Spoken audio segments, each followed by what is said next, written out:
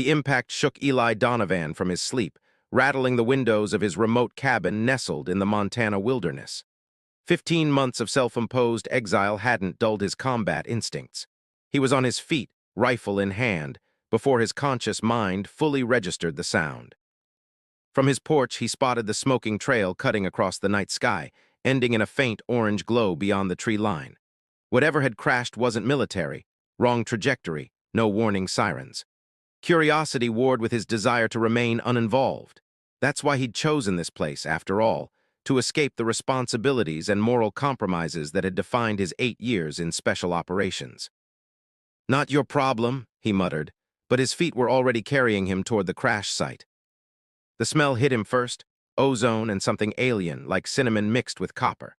The craft was surprisingly small, barely larger than an SUV, its sleek, iridescent hull pulsing with failing blue lights. A long gash ran along one side, leaking a luminescent fluid that sizzled against the forest floor. Eli approached cautiously, weapon lowered but ready. The canopy of the craft hissed open suddenly, causing him to raise his rifle. What emerged wasn't what he expected. And despite her alien physiology, Eli registered the being as feminine, stood just over 5 feet tall. Her skin was a deep indigo with fine, silvery patterns tracing across her exposed arms and face. Instead of hair, delicate tendrils that resembled fiber optic filaments cascaded from her scalp, glowing faintly with an inner light. Her eyes, large and entirely silver with no visible pupils, fixed on him with unmistakable terror. She clutched her side, where dark violet blood seeped between her fingers. When she attempted to step forward, her legs buckled. Eli caught her before she hit the ground. She was surprisingly light, and her skin radiated an unusual warmth against his arms. Up close, he could see fine scars marking her neck and wrists, restraint marks, uncomfortably familiar to someone with his background. "Easy," he said, knowing she probably couldn't understand him. "I'm not going to hurt you." Her silver eyes widened, and she tried to push away, but the effort caused more blood to seep through her fingers. She spoke, her voice melodic but fragmented with pain, in a language unlike anything Eli had heard before. Against every instinct of self-preservation, Eli made a decision. "I'm taking you somewhere safe," he said, lifting her fully into his arms. Back at his cabin, Eli laid her on his bed and gathered his medical supplies. 3 combat tour and specialized training had given him enough field medic knowledge to assess her wound, a deep laceration that had thankfully missed vital organs, as far as he could tell from her alien anatomy. As he cleaned and dressed the wound, he caught her studying his face intently. Her fear hadn't subsided, but curiosity now tempered it. "Myra," she said suddenly, placing a hand on her chest. "Myra." "Your name?" Eli asked, pointing to her. "You're Myra." She nodded slowly, then pointed at him with a questioning tilt of her head. "Eli," he replied. That night, as Myra slept fitfully in his bed while Eli kept watch from a chair, he wondered what hell she had escaped from. The restraint marks, the terror in her eyes, she was running from something. And if his experience had taught him anything, it was that trouble always followed runners. Dawn was breaking when Eli's secure satellite phone, a relic from his former life, buzzed for the first time in months. The text message was brief. "Unidentified craft down in your region, extraterrestrial origin, secure any survivors, containment team en route." Eli looked at the sleeping alien in his bed, her luminous tendrils dimmed in rest, her breathing shallow but steady. He turned off the phone and removed its battery. Whatever war Myra was fleeing had just followed her to Earth. And despite his best intentions to remain uninvolved, Eli was already standing between her and those who would harm her. 2 weeks passed since Myra's crash landing. Eli observed her remarkable healing abilities with fascination. The deep gash that should have taken months to heal was now just a faint violet line across her ribs. More remarkable still was how quickly she absorbed English. By day 10, she formed basic sentences. By day 14, they conversed almost normally, though idioms still confused her. "Your world has too much water," Myra commented one evening as rain drummed against the cabin roof. She sat cross-legged by the window, her luminescent tendrils reflecting the dancing flames from the fireplace. "My home, Valera, is mostly desert and mountains." "Is that why you left?" Eli asked, passing her a mug of tea she'd grown fond of. Her silver eyes clouded. "I did not choose to leave." She traced one of the scars on her wrist. My people, the Valerans, we discovered energy crystals in our mountains, very valuable. Then humans came with weapons and agreements with our leaders, those who resisted. Were imprisoned, Eli finished, recognizing the pattern. How many times had he seen similar scenarios play out on Earth? Yes, I was scientist. I spoke against mining methods that poisoned our water, so they took me to labor camp. Her voice hardened. Your Earth government trades weapons for crystals. They know what happens to us. Eli's stomach tightened. During his last mission, he discovered files about extraterrestrial resource acquisition that his superiors quickly buried. He'd been too cowardly to pursue it further, choosing instead to disappear. How did you escape? He asked. Underground resistance. They stole small ship, put me inside, said I should warn others. Myra's tendrils dimmed with sorrow. But ship was damaged during escape. Navigation failed. That night, as wind howled around the cabin, Eli was awakened by soft sounds from the living room. He found Myra trembling, her tendrils flickering erratically, the Valeran's equivalent of tears, he'd learned. Without thinking, he sat beside her and placed an arm around her shoulders. She stiffened momentarily, then leaned into him. I dream of the camp, she whispered, of the others still there. Eli pulled her closer. I understand nightmares, he said quietly. Myra looked up, silver eyes searching his face. You have seen bad things too. Yes. Her hand tentatively touched his cheek, warm fingers tracing a scar along his jawline. Your heart is heavy with them. Something shifted between them in that moment. Her touch lingered, and Eli found himself drawn to the otherworldly beauty of her face. When her lips met his, the sensation was electric, literally, as a mild current seemed to pass between them, a characteristic of her species he would later learn. When they separated, Myra's tendrils glowed brighter than he'd ever seen, pulsing with soft blues and purples. Your people call this kissing, she said with a small smile. We have similar. That night they discovered just how similar and different their expressions of intimacy could be. In the darkness of the cabin, barriers of species and worlds fell away, replaced by a connection neither had expected to find. Dawn found them entwined, Eli watching as sunlight played across Myra's indigo skin. For the first time since leaving service, he felt something beyond the numbness that had driven him to isolation.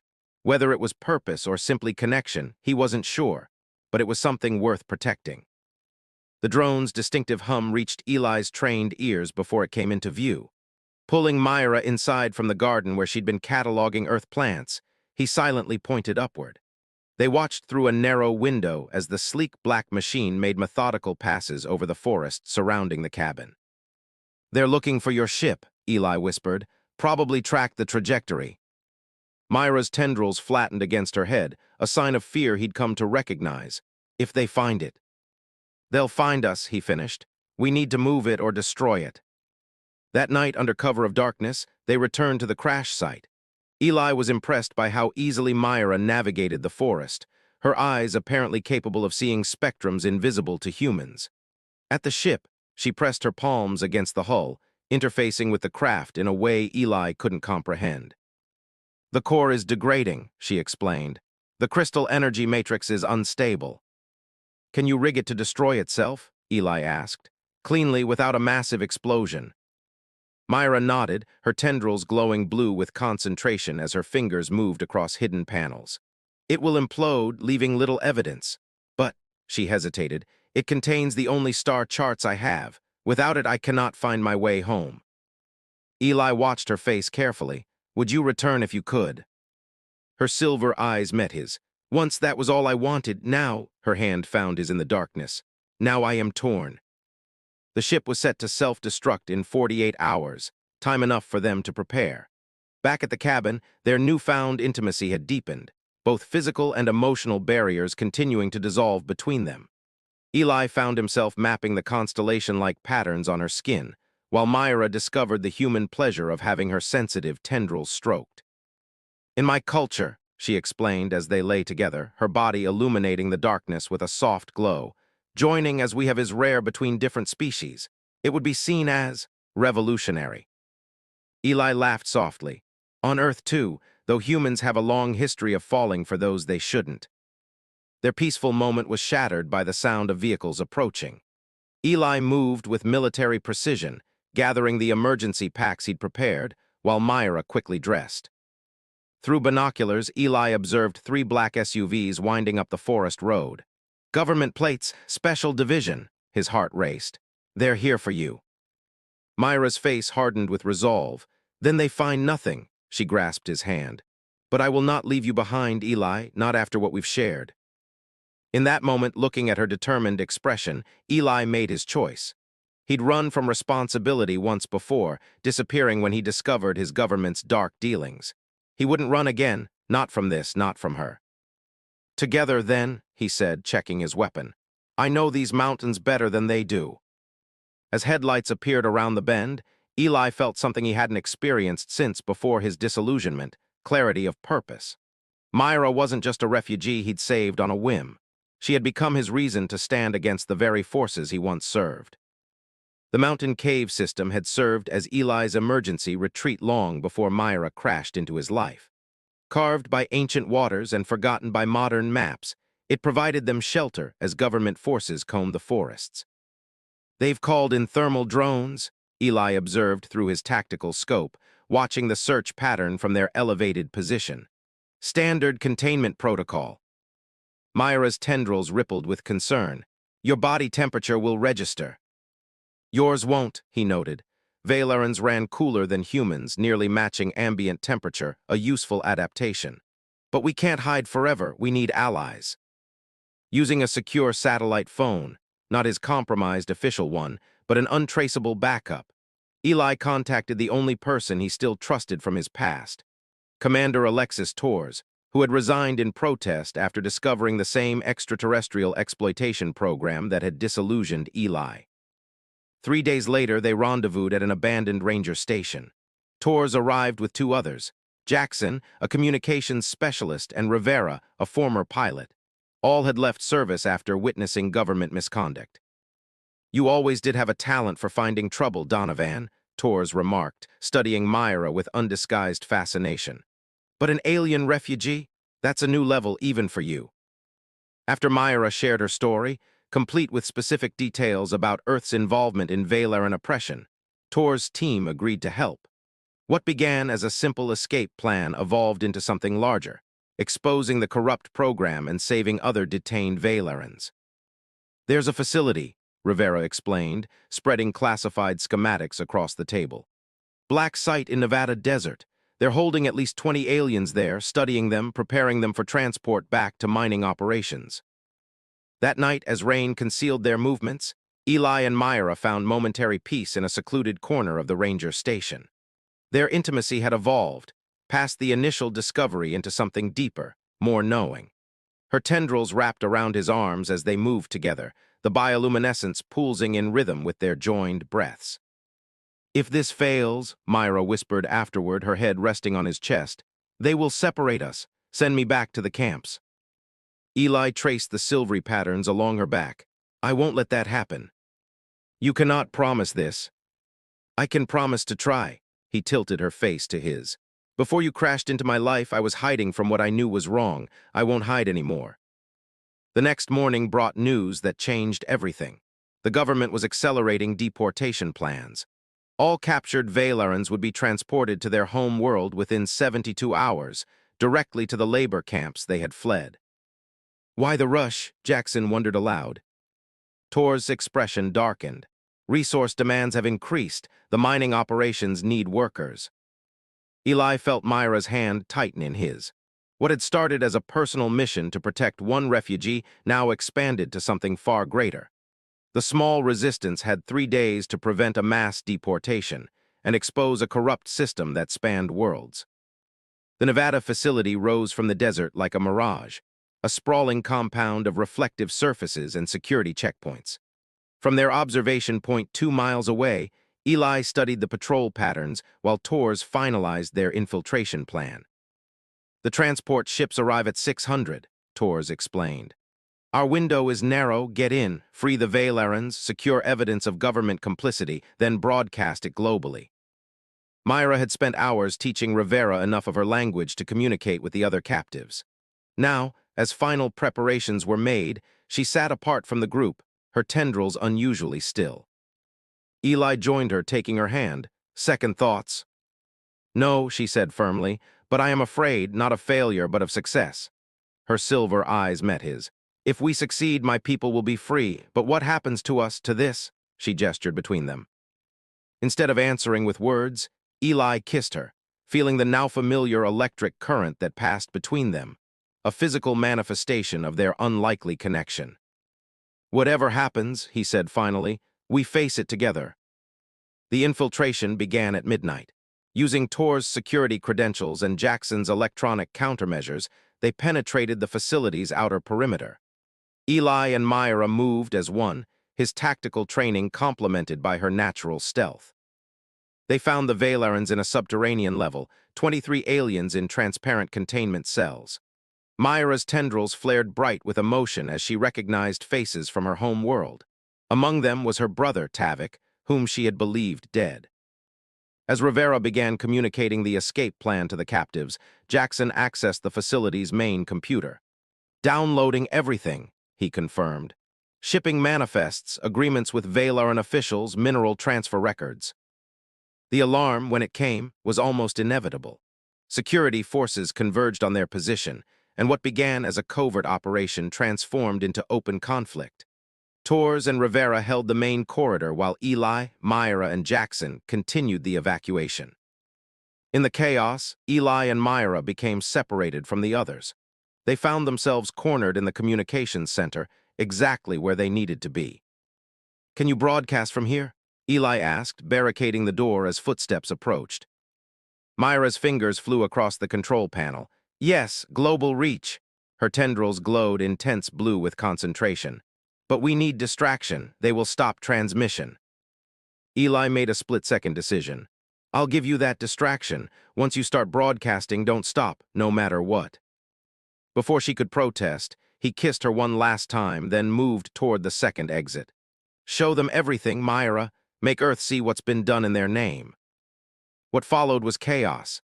Eli creating diversions throughout the facility, while Myra broadcast the evidence to every major news outlet globally. The feeds showed not just the documents, but live footage of the detained Valerans, their conditions, and the preparations for their deportation to labor camps. When Eli finally fought his way back to the communications center, he found Myra surrounded by freed Valerans, her brother Tavik among them. Their tendrils glowed in unison, a sight Eli would later learn was their expression of collective joy. "It is done," she said, reaching for him. "The world knows." By dawn, the facility was surrounded not by government forces, but by media helicopters and international observers. The exposure had been too complete, too public for any cover-up.